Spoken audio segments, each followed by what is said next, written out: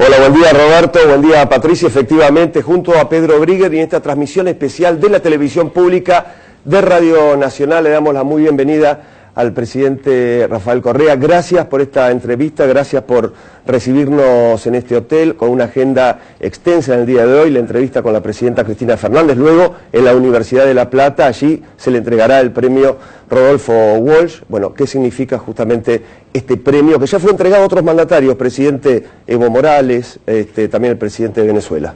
Bueno, Pedro, Pablo, primero un abrazo, gracias por la oportunidad, un abrazo a toda Argentina, más aún a través de medios públicos, que es uno de los mensajes hoy día en la Universidad de La Plata, la necesidad de democratizar la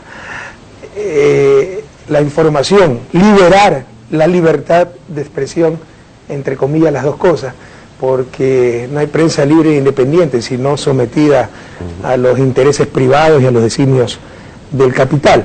Para mí un gran honor ir a la Universidad de La Plata, que no conozco, tengo grandes amigos de esa universidad, conozco su prestigio, y recibir el premio Rodolfo Walsh, y un alivio también, porque se ve que alguien está escuchando, que alguien está apoyando esta lucha, que tenemos gobiernos progresistas, honestos, no frente a prensa libre e independiente, como quisiéramos tener prensa verdaderamente libre e independiente, sino frente a poderes fácticos, que siempre han dominado nuestras sociedades, han hecho lo que han querido, y que ahora descaradamente incluso, en el caso de ciertos medios de comunicación mercantilistas, han tomado el rol de los partidos, el puesto de los partidos de oposición, desmoronados por sus propios errores. Pero habría que preguntarse si eso es legítimo, qué legitimidad democrática tiene este poder, etcétera. Entonces es un gran alivio ver que alguien está escuchando, que se está haciendo camino, que se está tomando conciencia sobre uno de los grandes desafíos que yo creo que tiene la humanidad y sobre todo América Latina al inicio del presente siglo. Ahora, presidente, es extremadamente contradictorio. Por un lado, uno ve que le entregan un premio a usted, a Evo Morales, al presidente Hugo Chávez, y por el otro lado, medios muy importantes en América Latina que dicen, ¿cómo le dan premios a presidentes que justamente están violando la libertad de expresión? ¿Cómo se da esta lucha? ¿Me puede informar qué es violar la libertad de expresión? Porque dígame cuántos periodistas presos en Ecuador. Es chistoso, porque ellos mismos, primero, ni siquiera el rol de informar lo realizan bien. Voy a hacer hoy día en la Universidad de La Plata un análisis de mercado de estos negocios privados dedicados a la comunicación, demostrando todas las deficiencias desde la teoría de mercado. Pero más aún, ellos explícitamente se designan como contrapoder del poder político. Yo pregunto, ¿cuál es el contrapoder del contrapoder? ¿Cuál es la legitimidad de ese contrapoder? Al llamarse contrapoder, ya están haciendo un rol político, ya está gracioso, porque cuando ellos le dicen de todo al gobierno, es libertad de expresión. Cuando un presidente osa responderle, es atentado a la libertad de expresión. Entonces es una doble moral impresionante. Explíqueme qué violación a la libertad de expresión. Le aseguro que lo que toleramos en Ecuador, en Argentina, en Venezuela, jamás, yo he vivido en Europa, Estados Unidos, no voy a engañar, jamás sería tolerado en países como los de la Unión Europea, como Estados Unidos, confundir el cuestionamiento con la mentira, la manipulación, las tres clases de noticias que tienen, las que presentan de vez en cuando parece que informan, las que nunca presentan porque afecta a sus intereses y las que se inventan para atacar a sus adversarios. Entonces dígame qué es violación de libertad de expresión, porque creo que entiendo algo de libertad de expresión y le aseguro que lo que la violan todos los días son estos negocios dedicados a la comunicación. ¿Tiene que ver entonces con ese rol de partidos políticos que parecen asumir muchos medios, que tiene que ver con lo que usted decía, la fragmentación, desintegración de los partidos políticos? Es que ese es uno de los debates. Sí, los medios de comunicación, más allá de informar, tienen que tener un rol político. Y si concluimos que sí, bueno, que acepten respuestas políticas. Pero aquí el que osa dudar de la divinidad de los medios de comunicación es que atenta contra la libertad de expresión. Es decir, nos quieren hacer creer que cuestionar a estos negocios dedicados a la comunicación, negocios privados con fines de lucro, no se olviden, Clarín, La Nación, negocios privados con fines de lucro dedicados a la comunicación, cuestionar a estos negocios es atentar contra la libertad de expresión. Eso es tan genial como decir que cuestionar al presidente es atentar contra la democracia. Presidente, ¿cómo sigue el proceso aquí en la República Argentina en una semana muy particular, la aplicación en su totalidad de la Ley de Comunicación Audiovisual en un día concreto que es el 7 de diciembre, este viernes, última fecha que los monopolios tienen para la adecuación justamente de estos medios? ¿Cómo sigue este proceso? Una ley que se podría haber aplicado en su totalidad hace un poquito más de 3 años, pero con una serie de amparos y presentaciones judiciales por parte, concretamente un monopolio, no se puede aplicar. Sí, a partir del 7 de diciembre. Yo quisiera ratificar una vez más, en Ecuador no existe ninguna violación a la libertad de expresión. Otra de las tantas mentiras de los medios que, como dice Ignacio Ramones, creen que en la repetición está la demostración, que demuestren cuál es la violación.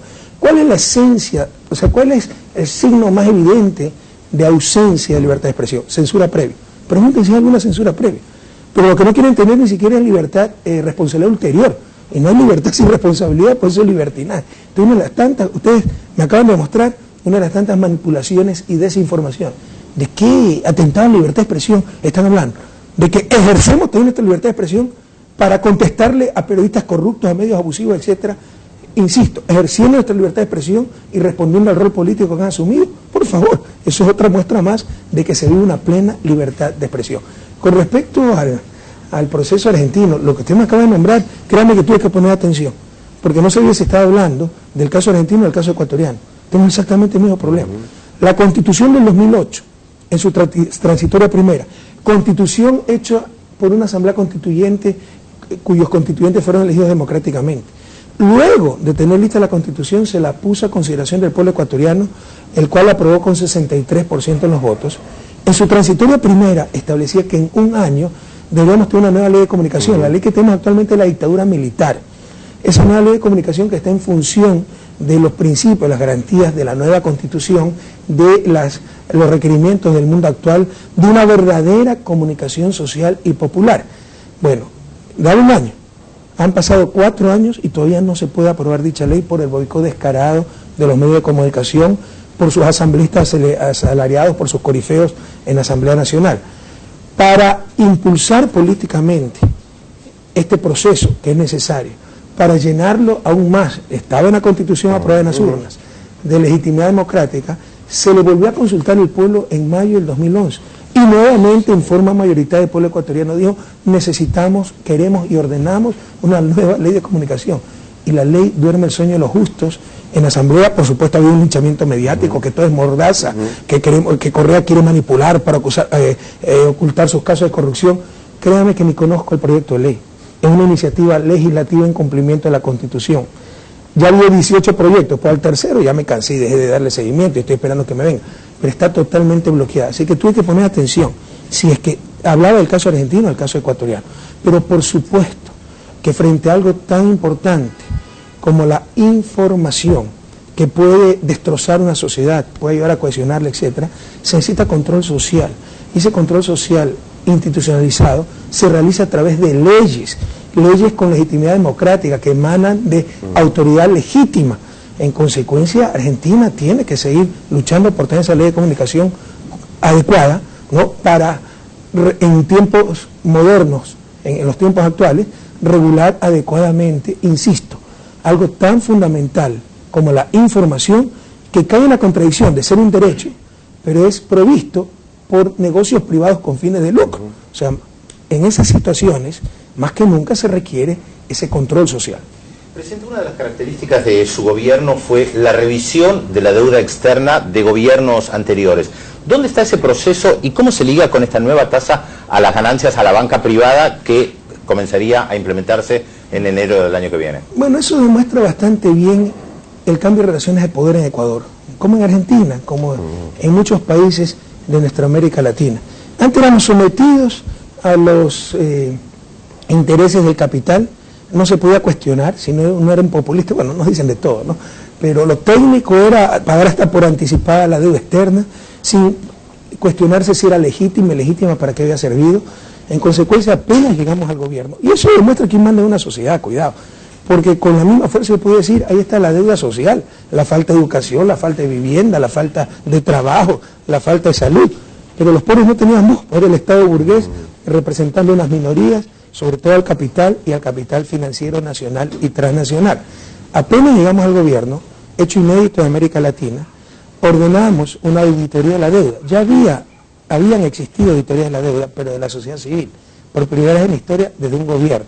Y se demuestra lo que ya todos sabíamos. Yo había trabajado mucho en deuda y lo conocía. Además, fui testigo presencial de cómo se manejaban esas cosas, de que la mayoría de la deuda era absolutamente ilegítima, que siempre se ve renegociada en favor de los acreedores. Por ejemplo, la deuda se tasaba, se transaba en el mercado financiero al 30%.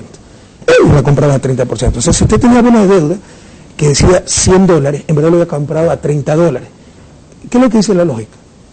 ¿En base a qué valor tengo que negociar la deuda?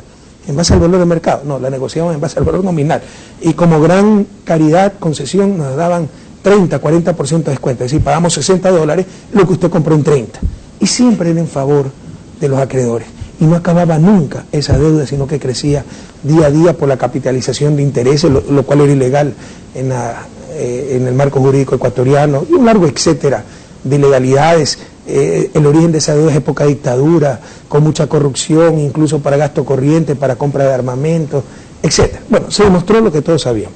Y se tomó la decisión soberana, por supuesto, con bastante estrategia, con técnicas de teoría de juego, en un momento donde había mucha liquidez, porque estas decisiones hay que tomarlas en una posición fuerte del país, no débil, porque si no, la lógica financiera, ¿cuál es? Está en el suelo, te acabo de patear.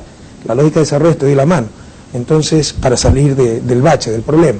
Entonces la tomamos en un momento en que estaban en un excelente estado de las finanzas públicas, había liquidez, y dijimos no pagamos por esto.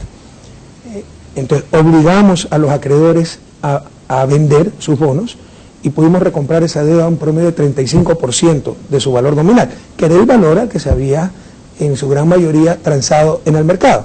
Y con eso pues nos liberamos de un peso enorme y ahorramos al país cerca de $8.000 millones en valores corrientes a través de los años. Fue un proceso tremendamente exitoso, se logró retirar más del 90% de la deuda que estaba en bonos global en ese entonces en el mercado. ¿Y el de la tasa, perdón Pablo? ¿Esta nueva tasa que le quieren imponer a los bancos? No son nuevas tasas, mire que también hay desinformación. Esto demuestra el cambio en las relaciones de poder. Antes todo estaba en función del capital.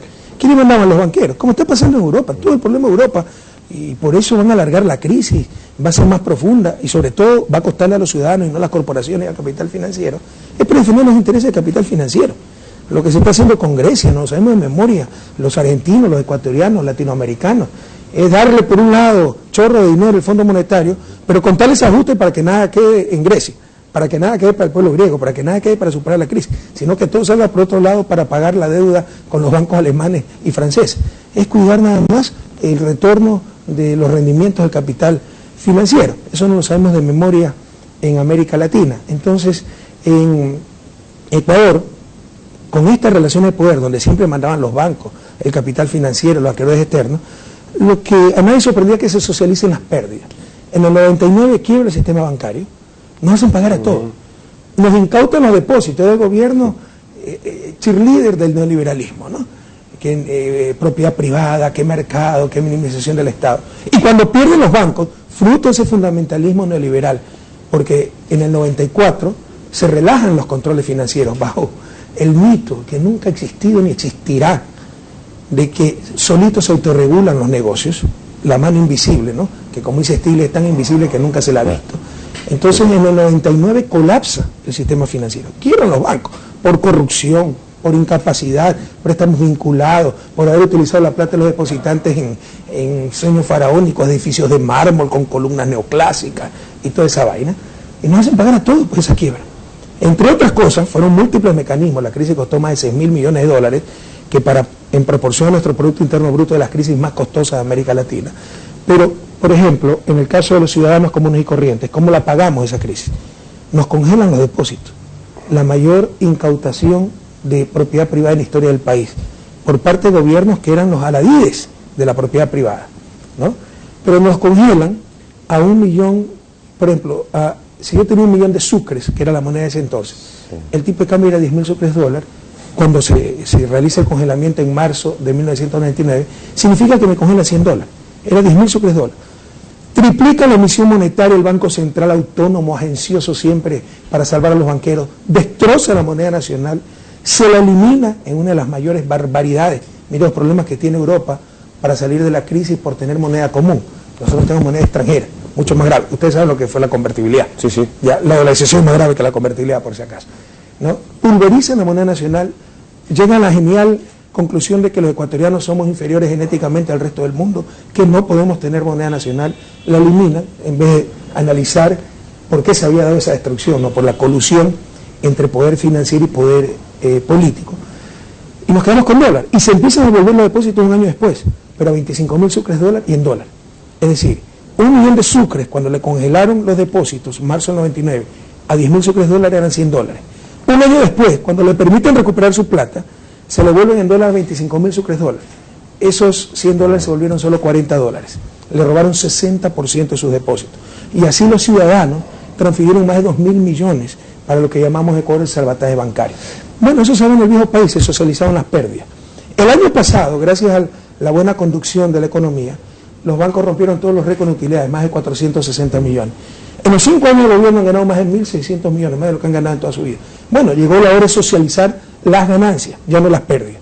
Y eso demuestra el cambio de poder en Ecuador. Así que lo que hicimos fue quitarle una serie de exoneraciones tributarias que tenían, básicamente fue eso, ¿ya? Inentendibles. Por ejemplo, los servicios financieros no pagaban IVA.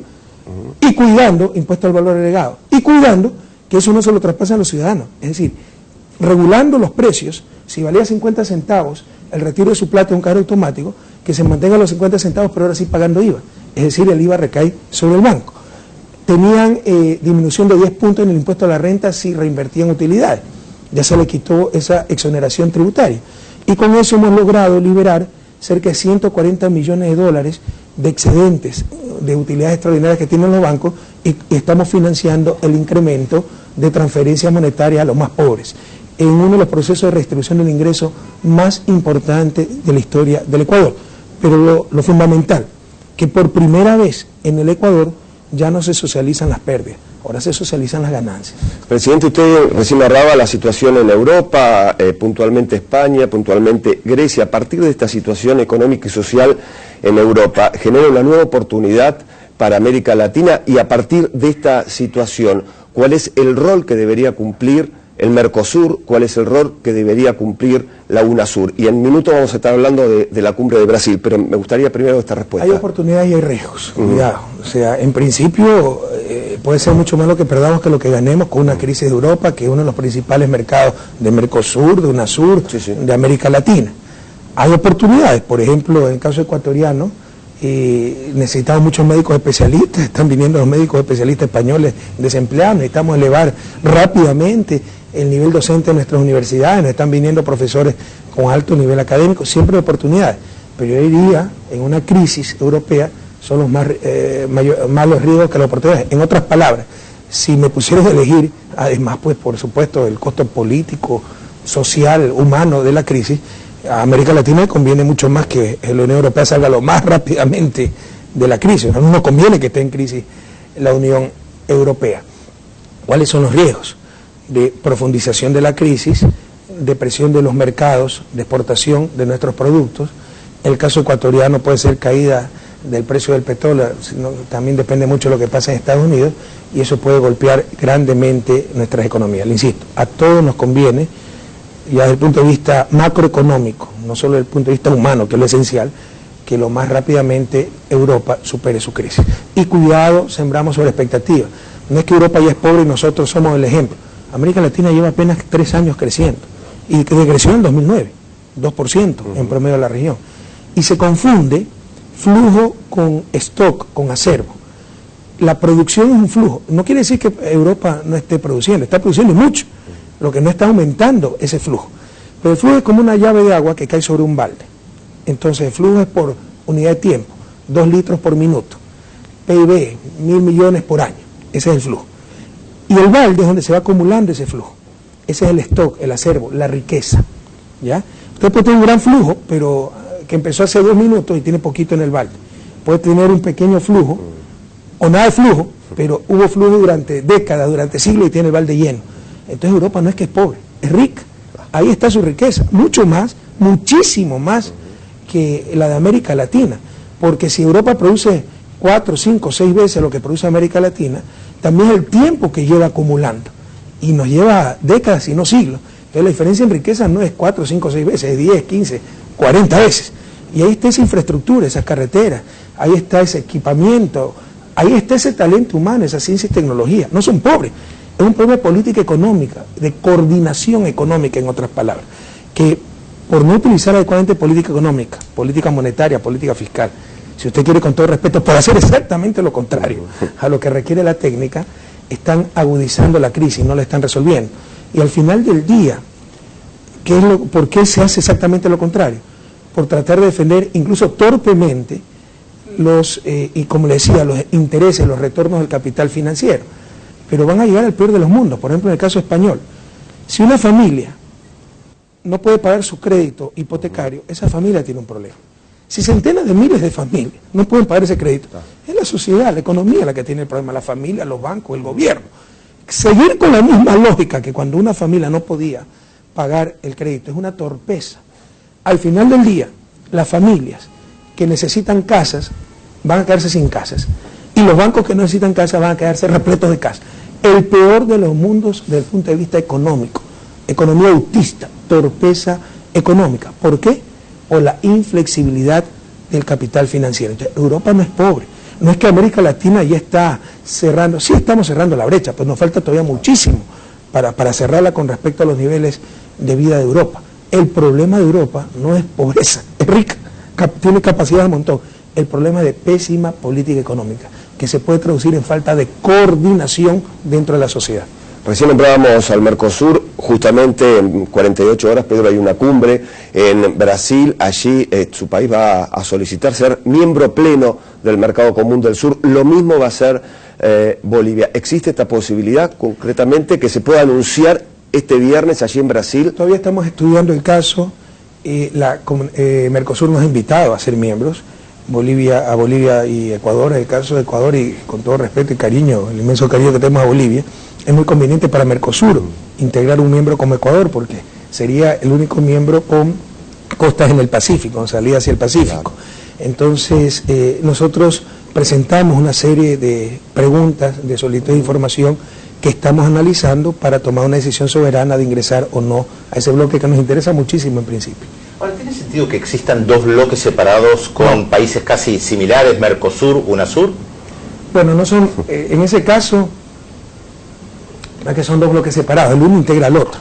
El problema fue que antes la integración era subregional, andina y Mercosur.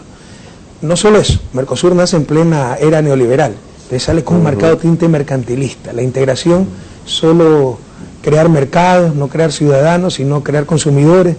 Y Lacan sufre un proceso similar, pese a que Lacan se genera en los años 60, en la época de la industrialización sustitutiva de importaciones, luego se la transforma también y se influencia por esta arremetida neoliberal y se la mercantiliza, ¿no? Básicamente Lacan fue lo mismo, a partir de los años, finales de los años 80, inicio de los 90, crear un gran mercado. UNASUR, además que es un universo integracionista más grande que incorpora a Lacan y a Mercosur, es lo que hemos llamado una integración integral. Sí, las relaciones comerciales son importantes, pero no es lo único importante, ni siquiera lo más importante. Por ejemplo, la integración financiera, tener nuestra propia estructura financiera regional para dejar de financiar el primer mundo, de traspasar centenas de millones por el señoriaje, por utilizar una moneda extrarregional en nuestros intercambios, etcétera. Eso es tremendamente importante. La conectividad, los proyectos de infraestructura en común, conectividad no solo vial, por ejemplo, tendido eléctrico. Ecuador en el 2017 era incapacidad de enviar electricidad al norte de Chile. Hay países que tienen en América Latina, en Sudamérica exactamente, déficit energético, otro superávit energético. Pero como región tenemos superávit. Se necesita la interconectividad eléctrica. Entonces el proyecto es sumamente importante. La armonización de política, defensa, hemos avanzado muchísimo. Ahí hay economías de escala, nos permitirá ahorrar muchísimos recursos, pero en políticas incluso sociales, para no ser víctimas del capital transnacional, salarios, políticas laborales comunes, salarios mínimos regionales. Individualmente será el capital transnacional el que nos ponga las condiciones. En conjunto, como UNASUR, nosotros le ponemos y podemos y debemos poner las condiciones al capital transnacional. Entonces, UNASUR es un concepto de integración que va mucho más allá del mercado. Sinceramente, yo creo que en el mediano plazo, tanto Mercosur como Lacan deberían converger hacia UNASUR. Cuando usted plantea esto de UNASUR como eje político, ¿esto permitiría entender también los intentos de golpe de Estado en el caso de Ecuador, en el caso de Bolivia, o incluso la destitución de Fernando Lugo en el Paraguay, a través de un golpe de Estado parlamentario? Por eso le digo, UNASUR es mucho más, es una concepción mucho más amplia de integración, lo que hemos llamado integración integral, porque también es un espacio para procesar conflictos y para defensa de principios que deben caracterizar a la región, como los principios democráticos. Fíjese la actuación de UNASUR el 30 de septiembre del 2010, ¿no? En un día, algo sin precedente en la historia de Sudamérica, se reunieron 8 presidentes en Buenos Aires para rechazar radicalmente ese intento de golpe. La actuación en el caso de Paraguay. Entonces, es... Sí, yo creo que podemos hacer un poquito más.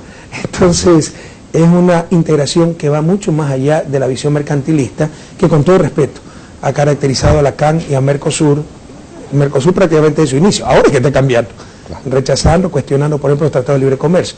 Pero incluso la CAN empezó con otra visión y se la sometió a la visión neoliberal durante los años 90. Presidente, en las próximas horas se dirige rumbo a Casa de Gobierno, va a ser recibido por la presidenta Cristina Fernández. ¿Ya hay una hoja de ruta de los temas que van a tratar?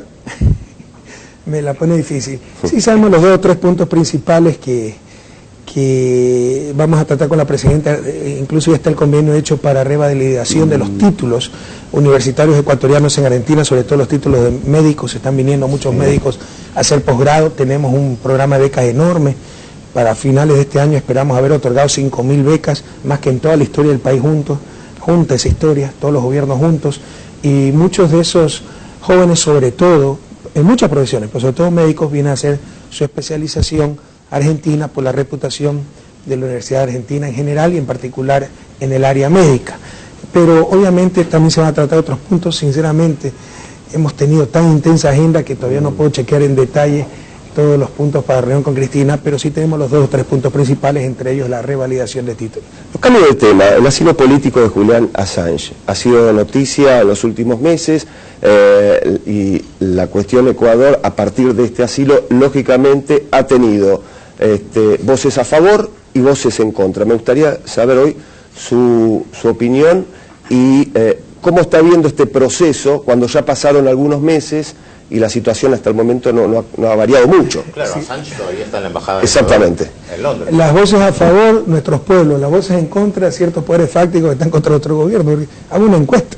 La inmensa mayoría del pueblo ecuatoriano, estoy seguro del pueblo argentino, de los pueblos latinoamericanos y de los pueblos del mundo, estaban a favor del asilo a Assange. Usted no se imagina las decenas de miles de Twitter que recibimos cuando decidimos soberanamente otorgarle el asilo. Twitter en respaldo. Pero por supuesto hay medios que tratan de satanizar todo, tergiversar todo. Acaban de tergiversar unas declaraciones que ha dado Julian Assange para ver si lo empieza a odiar el pueblo ecuatoriano, si lo empieza a odiar a nosotros como traidores a la patria. Esa es la manipulación disfrazada de información. En todo caso, lo de Julian Assange no tiene por qué ser nada extraordinario, ¿no? Estados Unidos, pocos días después, le dio asilo a un periodista que no tiene orden de prisión, no tiene juicio, no tiene nada en Ecuador. Solo era un show mediático y nadie ha sacado aquello como un escándalo, pese a que de nuestro punto de vista es totalmente injustificado ese asilo, insisto, un show mediático. Jamás hemos dudado del derecho soberano de Estados Unidos de otorgarlo. No ven por qué acá sea algo tremendista, especial, que Ecuador, en ejercicio de su soberanía y de acuerdo a su tradición humanista de defensa de los derechos humanos, del debido proceso, haya otorgado el asilo al señor Julian Assange. Esto puede acabar mañana o después de semanas, meses o años. Todo está en manos ya de Gran Bretaña, si es que da salvoconducto para que salga seguramente, con seguridad, el señor Assange de la Embajada del Ecuador en Londres. Esto está en manos de la justicia sueca, que siempre pudo, jamás hemos buscado ni remotamente entorpecer la investigación de la justicia sueca sobre supuestos delitos sexuales.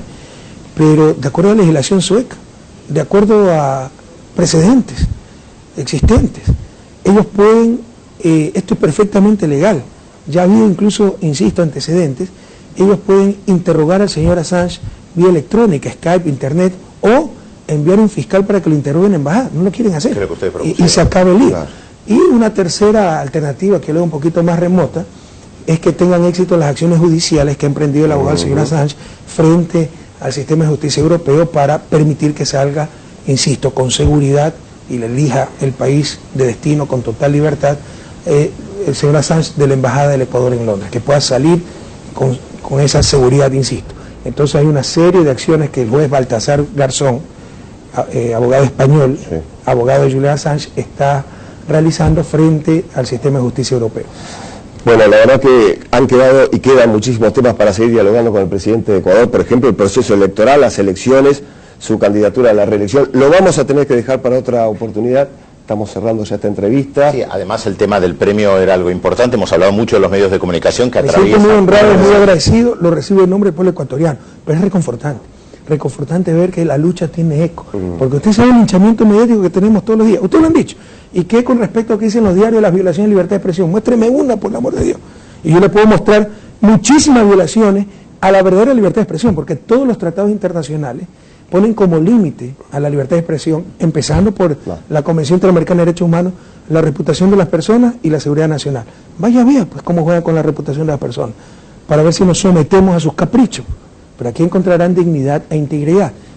Dígame, por favor, y se averigüen, se lo comunican a los televidentes y a los radio oyentes, cuál es la violación a la libertad de expresión en Ecuador. Le agradecemos mucho su tiempo en nombre de la Radio Nacional, la radio pública, la televisión pública de la Argentina. Esto llega a todo el país y por supuesto a América Latina. Gracias a ustedes, Pedro, Pablo, y gracias al pueblo argentino.